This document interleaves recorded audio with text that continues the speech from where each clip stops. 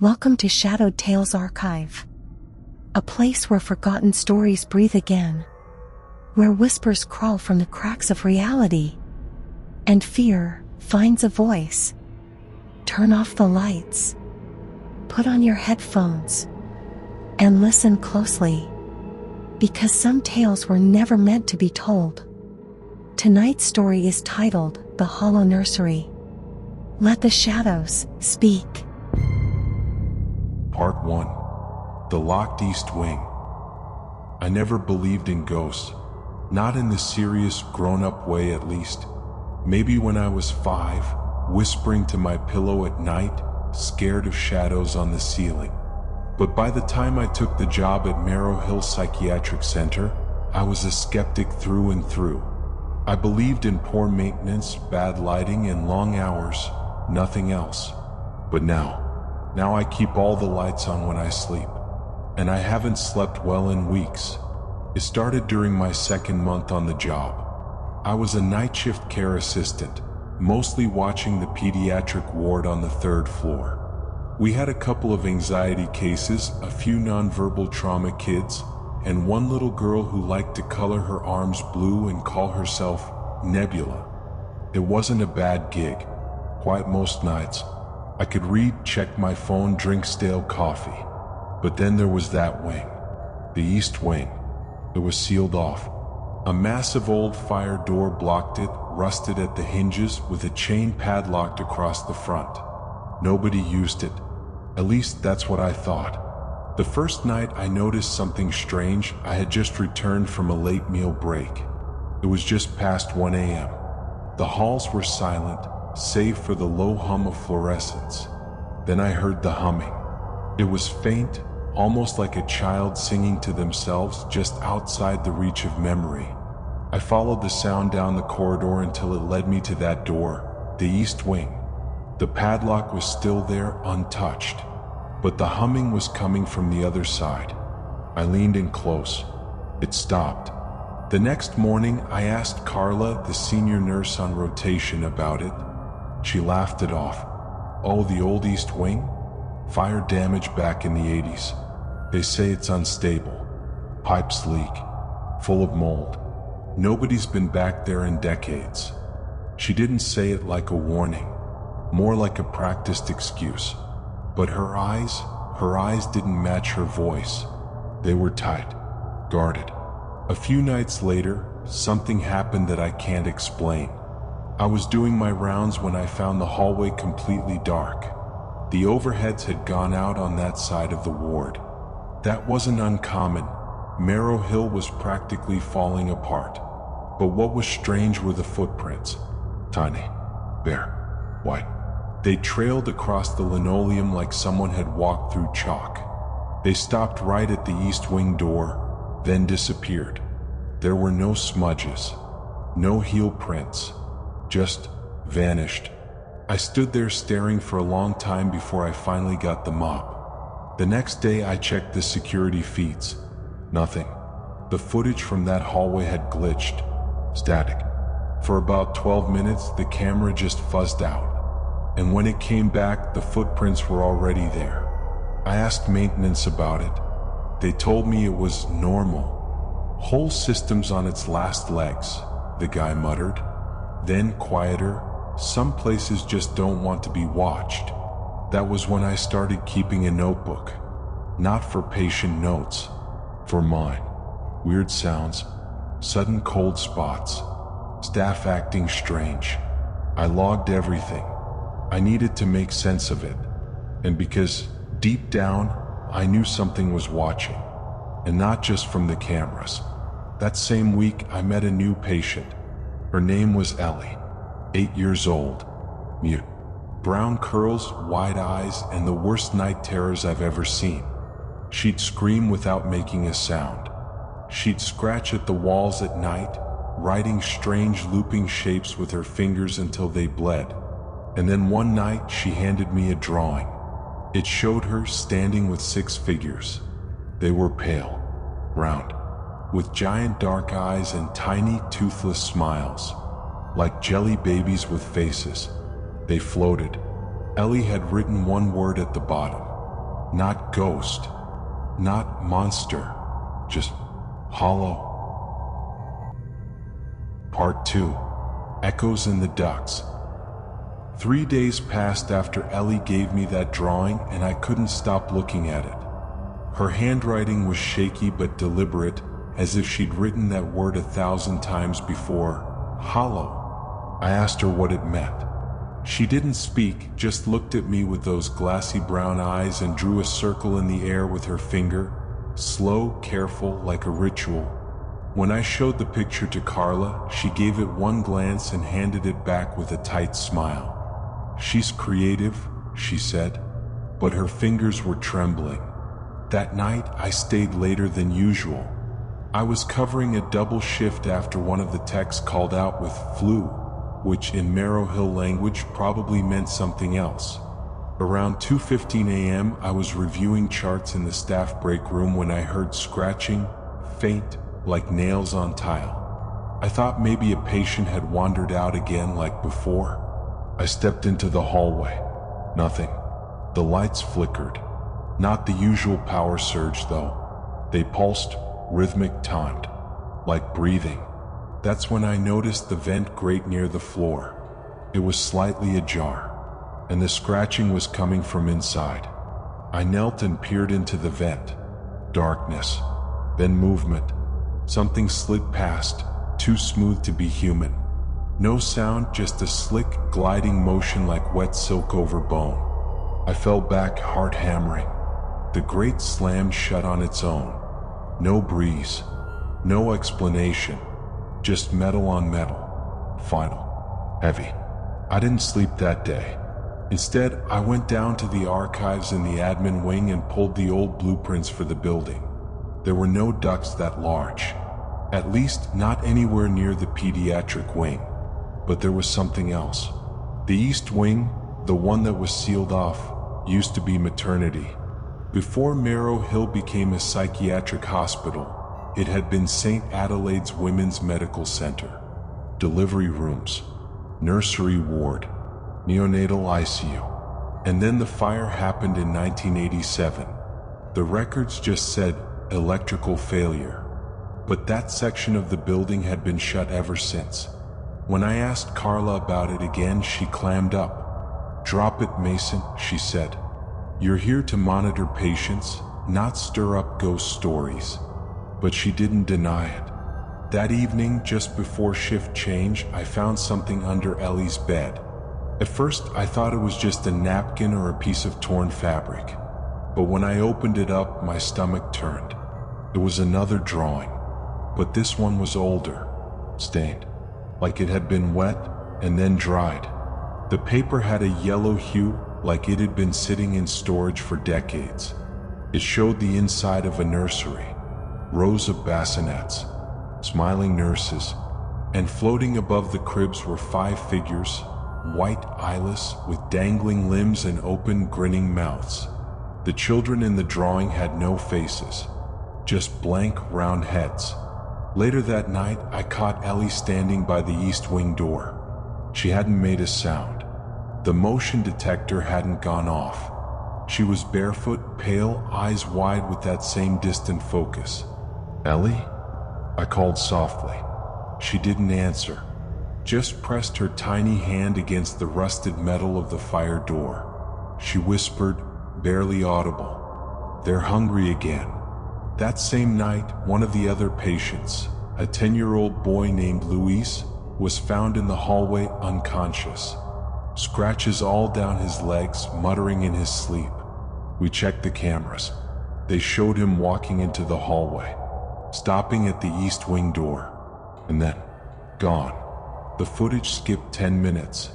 When it came back, he was on the floor. Luis woke up the next morning screaming. Not from pain, but from something else. A memory, maybe. I sat with him, tried to get him to talk. All he said was, "They don't want to be forgotten. They want to be born again." That phrase stuck with me. Born again. I kept thinking about that drawing Ellie had made, the one with the nursery, the floating things, the faceless babies, and the way she'd written that word, hollow. What if they weren't ghosts? What if they were something else? Something that had never really been alive in the first place?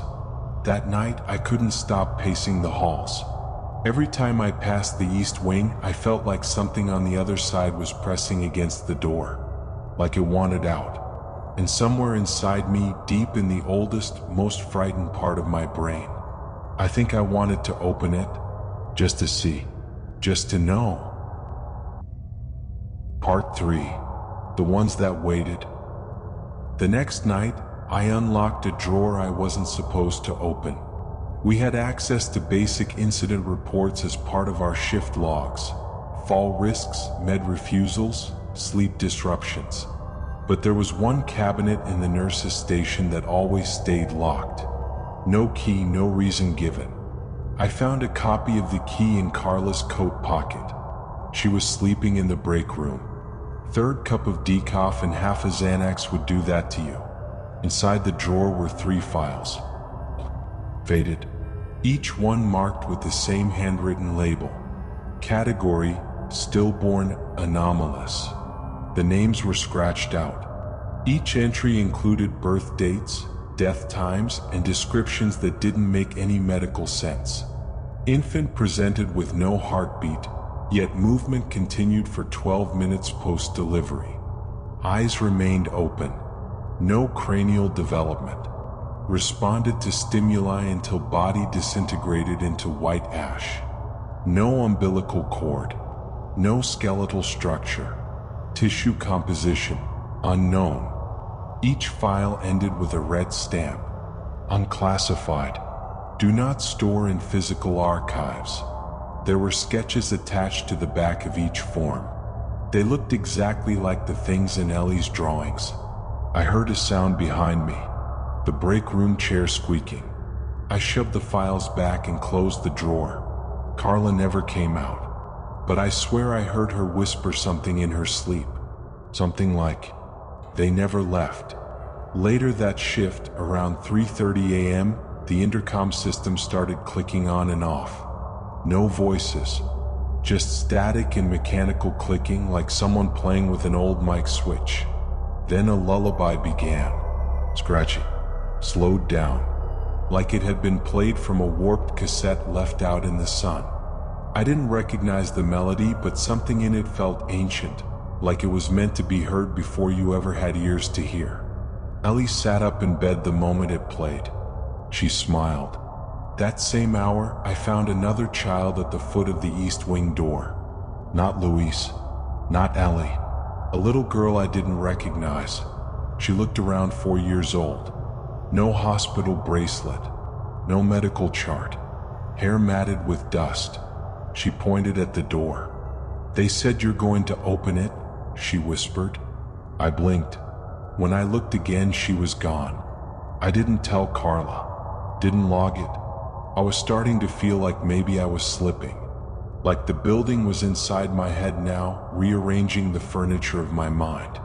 But then the dreams started. In the dreams, I walked the east wing hallways, except they're not burned, not sealed. They're clean, bright, lit with warm yellow bulbs and the scent of talcum powder. There are bassinets everywhere, but no nurses, just white figures. They hover between cribs, not touching but watching, like they're waiting for something that was promised and never delivered. One of them always turns toward me and whispers, "We were never finished." I wake up sweating, heart pounding. My watch always reads 3:19 a.m. when I do. Same time, every time. I tried to bring it up with Dr. Sloan the next morning. He's the clinical director. Pale, angular man with perfectly ironed collars and the kind of stare that never quite looks you in the eye. I told him about the noise in the ducts, the white footprints, the disappearing girl. He listened, then gave me a long nod. "You're tired, Mason," he said. Then he handed me a pamphlet for a mindfulness retreat. But before I left, I caught a glimpse of his desk. There was a photo half covered under a file. It was a black and white printout from a thermal camera. It showed a room dark, filled with floating heat signatures. Thin-limbed, round-headed figures, eyes bright as stars. At the bottom of the image, a date, April 17, 1987, the night of the fire. Dr. Sloan noticed my glance. He calmly placed a folder over the photo and smiled. "Be careful where your curiosity leads you," he said. "Some doors were never meant to be opened." I thought about that the rest of the night, especially when I went back to my notebook. There, at the very last page, was a sentence I hadn't written, in shaky, childlike print. "Born once in silence, born again through memory." I checked the security footage again. At 2:44 a.m., I was sitting alone in the nurse's station. My notebook was closed. Then it opened, by itself. A page flipped.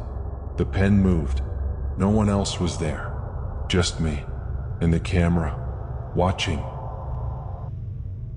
Part 4. The nursery below. The key didn't come easy. I stole it from Sloan's office during a fire drill. While everyone was outside, he stayed in his office as usual. But for once, he left the door unlocked. Maybe he didn't expect anyone would dare enter.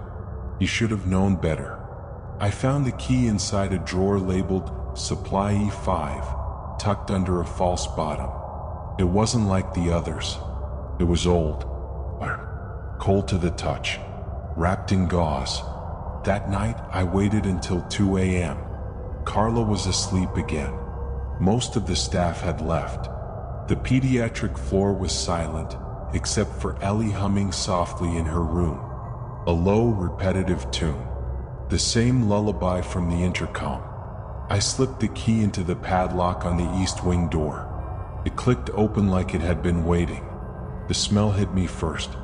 Not dust, not mold. Something else. Something organic. Like spoiled milk and formaldehyde. Like birth but wrong. I stepped inside. The hallway was wide, the tiles yellowed and warped. The wallpaper peeled in long curls like shedding skin. Every few feet, there were children's drawings tacked to the wall. Some faded, others freshly pinned. The ink was still wet. They showed floating heads, hollow bodies, mothers without faces holding bundles of light. Rooms filled with cribs and teeth. The deeper I went, the colder it got. Not just temperature, memory. I could feel something peeling away inside me, like I was losing time. My hands trembled. My flashlight flickered. I turned a corner and found the old nursery. The door had a painted sign, cracked and flaking. Lullaby room. It creaked open slowly. Inside were 5 bassinets, empty, each tagged with yellow cards. One read, Baby N, observed blinking post-death. Monitor failed. Report missing tissue. Staff witness burned hands. In the center of the room sat an old wooden rocking chair. It rocked gently, slowly, no one in it, but something was humming. The same lullaby. I froze. The humming wasn't in the room. It was in me, like it had burrowed under my skin and nested inside my chest. I could feel it vibrating through my ribs. I backed away, nearly tripping over a rubber toy. When I looked down, it wasn't a toy. It was a piece of jawbone. Tiny. Human. Suddenly, the lights overhead flickered and went out. Everything fell silent. Then I heard them. Footsteps. Not stomping. Sliding. Like small feet dragging across tile. Then laughter. Childlike. But layered. Echoed. Distorted. Like a group of voices in one throat. I aimed my flashlight toward the hallway. The beam trembled in my grip. Shapes began to emerge. 5 of them, floating just inches off the ground. White, boneless, smiling, but not at me. They were looking past me, at something behind.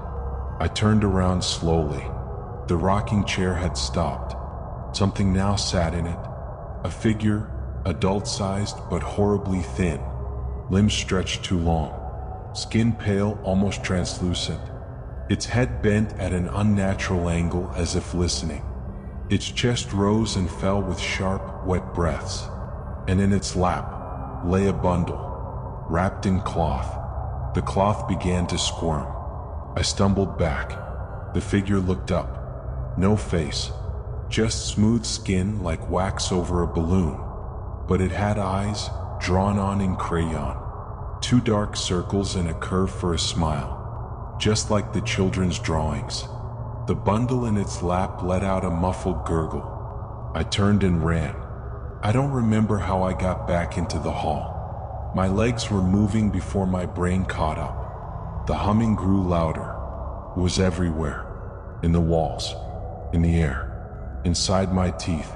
The white figures followed, not fast, but constant, gliding, patient. I slammed the fire door shut behind me and threw the padlock back on. It clicked again, like it was satisfied. When I returned to the nurse's station, Carla was wide awake. She didn't say a word, didn't ask why I was covered in sweat and dirt. She just looked at me, eyes wide, terrified. Then she whispered, "You saw her, didn't you?" I didn't answer, because I didn't know how to say it. How to explain that I had just met something that was never meant to be born, but still came anyway. And she was still rocking, still singing, waiting. Part 5. Mother's Ledger. Carla didn't come back the next night. No text, no call, just an empty coffee mug at her desk and a scrawled note on the back of a supply checklist. If she whispers to you, don't answer. I should have quit. Any normal person would have walked away and never looked back. But by then, I wasn't thinking like a normal person. I was unraveling. I stopped going home after my shifts. I'd just sit in the parking lot until sunrise, then walk back inside like nothing happened. I was drawn to the building like it held something I left behind. I couldn't explain it, only that I needed to know the truth. Ellie hadn't spoken in over 48 hours. She didn't draw, didn't hum, just sat in bed with the blankets pulled to her chin, eyes wide, like she was listening to something deep below the floor. Luis wouldn't leave his room at all. He whispered the same word over and over. Midwife. I remembered something from one of the strange files in Sloane's drawer, the stillborn anomalous cases. There was a name scribbled in the margin. Not a patient, not a nurse, just one word, Esme. It took a little digging in the city records, back when Marrow Hill was still St. Adelaide's. Esme Ward, licensed nurse midwife, presumed dead in the 1987 fire. Except, no death certificate was ever filed. And stranger still, her name appeared again 15 years later as a visiting specialist at a long-term care home across the state. The record ended there. I brought the file to Sloane. I don't know why. Maybe some broken part of me still believed he'd help, that he wasn't part of it. He sat in silence for a long time. Then he folded the paper in half. "Do you know why babies cry when they're born?" he asked like he was changing the subject. I didn't answer. He smiled. "Because the world knows they're here." Then he looked at me with eyes that didn't blink and said, "But what happens when a baby's never supposed to be here at all?" That was when I knew. He wasn't just protecting secrets. He was keeping them, feeding them. That night, I went back into the East Wing. This time with a flashlight, gloves, a box cutter, and a body cam clipped under my hoodie. I followed the same hallway, but it was different. The walls looked newer, cleaner. Like the nursery was waking up again, rebuilding itself. And in the air, faint and sour, was the smell of breast milk gone bad. I found another room I hadn't seen before. A supply closet tucked behind a paper-thin curtain. Inside, yellowing folders, moldy blankets, and an old ledger book wrapped in linen. It was titled, Delivery Log, Phase 2. The entries weren't normal birth records. They were instructions. rituals, descriptions, phrases like, "Progeny shall not cross alone. Eyes must be drawn before the body may rise. Mother must be willing. Womb must be empty." Every fifth page had the same red stamp: "Return to the void if unclaimed." One entry stopped me cold. Subject 47B. Failed re-entry. Rejected by vessel. Awaiting reassignment. Notes: host experienced psychological collapse. Subject retains memory imprint. Will attempt passage again through child proxy. Designation E. LA. They had marked her, used her. Whatever these things were, they didn't just want to be seen. They wanted to be born. Through others, through hosts, through children who could remember them and dream them back into the world. I heard movement in the hallway. Not footsteps, wheels. I peeked out just in time to see a hospital crib rolling slowly past the door. Empty, but still rocking. I left the room in a daze, and that's when I saw the mural. A massive painting peeling behind a torn tarp. It showed a woman, faceless, arms open, surrounded by floating infants. Their eyes were dark holes, their mouths open wide in song. At her feet, written in looping cursive, "She who cradles the unfinished." The lights went out again, but this time I didn't run, because now I understood. These weren't ghosts. They were remnants, memories that were never allowed to form fully, and something had brought them back. Something maternal, something ancient. When I turned to leave, I saw the figures again, the hollow children, but this time they didn't follow. They watched, and for the first time, they looked afraid. Part 6. She Who Cradles. I didn't tell anyone what I'd found in the ledger. Not about Ellie, not about Phase 2, and definitely not about the mural, because by now I knew no one would believe me, or worse, they already did. Ellie got worse the next night. She didn't just stare anymore, she twitched. Her hands kept tracing invisible circles on her blanket over and over. Small, precise spirals. Her eyes were open but vacant. When I reached out to touch her arm, she whispered one word through cracked lips: "Cradle." Then she passed out. I called for the on-call doctor. Sloan came. Of course it was Sloan. He checked her pulse, checked her eyes. Then he turned to me and said, "She's being remembered." I asked what the hell that meant. He just smiled. Some children are born of flesh. Others are born of memory. The hollow don't come from us. They come through us. I snapped. I shoved him, grabbed him by the collar. He didn't fight back. He leaned in close, his voice like ash. "She's almost ready." I was escorted off the floor. Official reason? Emotional exhaustion. Unofficial? I knew too much. They didn't fire me though. They wanted me to come back. So I did. 2 nights later, I snuck back in through the staff loading dock. The halls were silent. Lights dimmed to power save mode. Monitors beeped in lazy rhythms. All the signs of a normal graveyard shift. Except it wasn't normal anymore. Not to me. Not after what I saw next. The east wing door was open. Unchained. What? The hallway beyond it was lit, soft amber light, like candles or old nursery bulbs.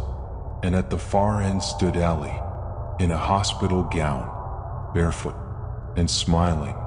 I ran to her. "Ellie," I called out. She didn't react, just turned and walked down the hall. I followed. But the moment I crossed the threshold, everything changed. The air thickened. My skin itched. The ceiling lights vanished and were replaced by mobile toys, dangling from wires, spinning slowly with paper stars and plastic eyes. The floor became soft, spongy, like foam underfoot, like I was walking inside a dream of a nursery, rebuilt from someone's fractured memory. And that's when I saw her, the mother. She stood at the end of the hall, just beyond a veil of gauze curtains, tall and skeletal under a nurse's gown. Her hands were cupped together, cradling something that pulsed. It squirmed. It made a noise like a cough turned inside out. Her face wasn't there. Just skin stretched smooth with childish features drawn on in crayon. She looked at me with those fake eyes and tilted her head. All around her, the hollow children floated in slow, silent orbits. But they weren't laughing now. They looked tense, like they were being held in place, trapped. I stepped closer. The bundle in her arms moved again. A sharp, wet snap echoed from inside it, and from deep in her chest she sang. Not words, not melody, just breath pushed through ruined vocal cords, dry and desperate.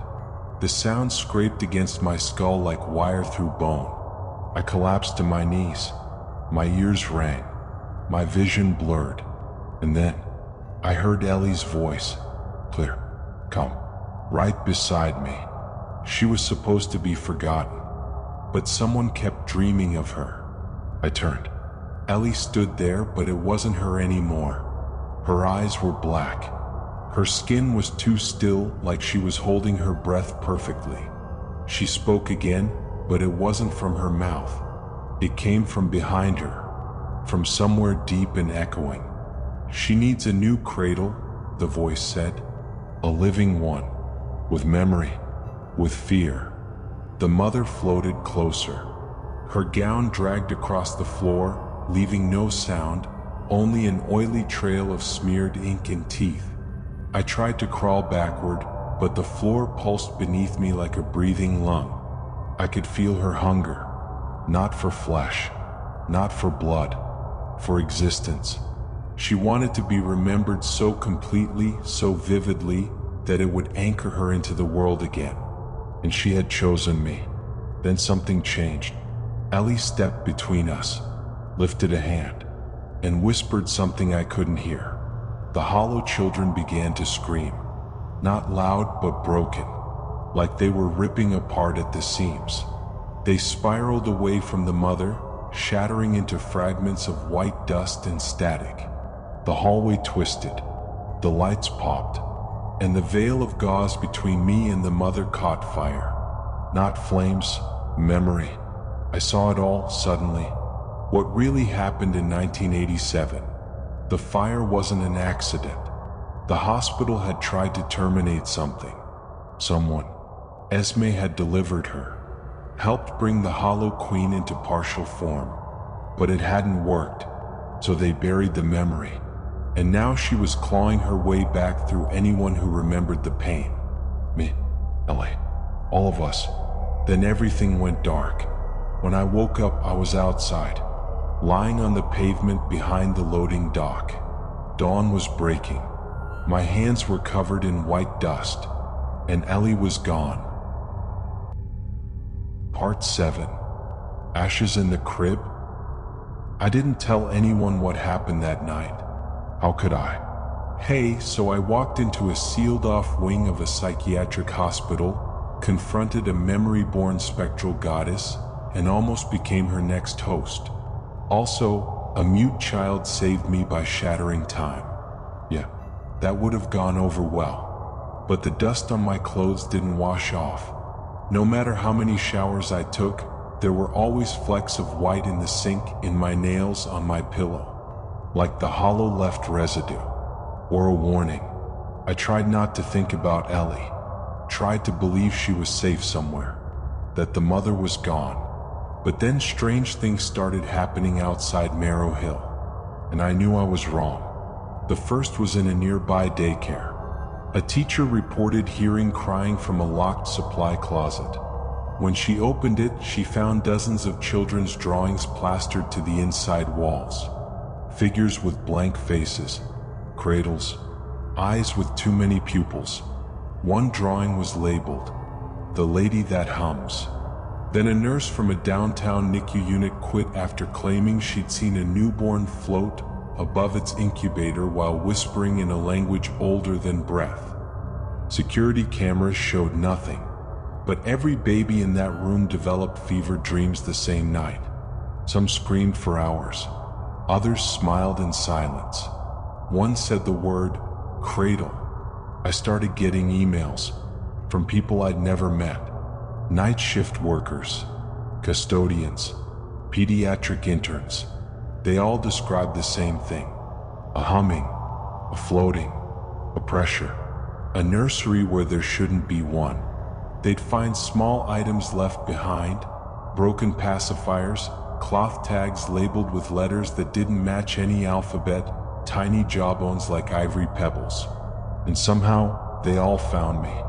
One woman said she woke up with a slip of paper in her pocket. It had my name on it, my full name, in handwriting that matched the drawing Ellie had given me weeks ago. I was marked, not just as a witness, but as a conduit. And I think deep down I always had been. I went back to Marrow Hill, not to sneak in this time, just to stand outside the fence line. The building looked dead, all windows black, officially under investigation for unsafe structural conditions. Unofficially, it was a womb no longer needed. The real nursery was out here now, in the city, in homes, in memories. As I stood there, I heard something behind me. A soft squeak, rubber wheels. I turned around and saw it. A crib, rolling slowly down the cracked sidewalk toward me. Empty, except for a folded blanket in the center. I lifted it. Underneath was a drawing.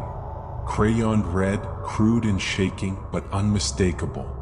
It showed me, standing in a crowd of white children, hollow-eyed, smiling, and behind me stood Mother, arms wide, cradling my shadow. I dropped the drawing and stepped back, and I swear for just a second the air around me curled, like a heat wave made of breath.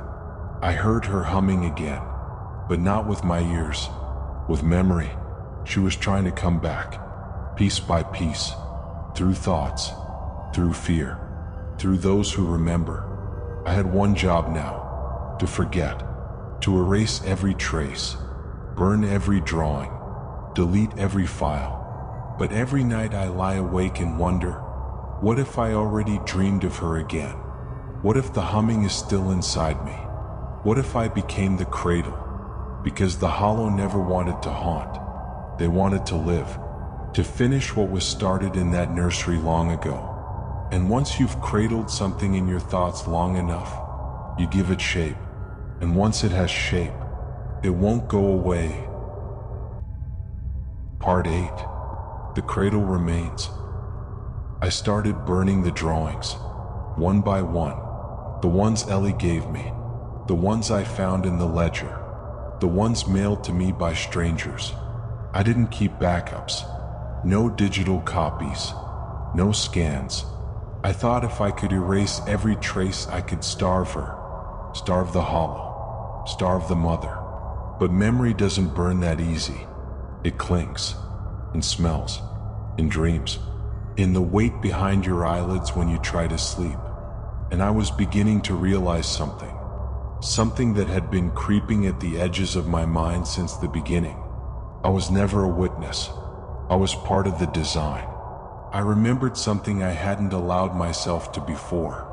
A flash of white walls, a red mobile turning slowly above my crib, a humming that wasn't a lullaby but a signal, and a woman with no face holding me. Only it wasn't a woman. It was her, the mother.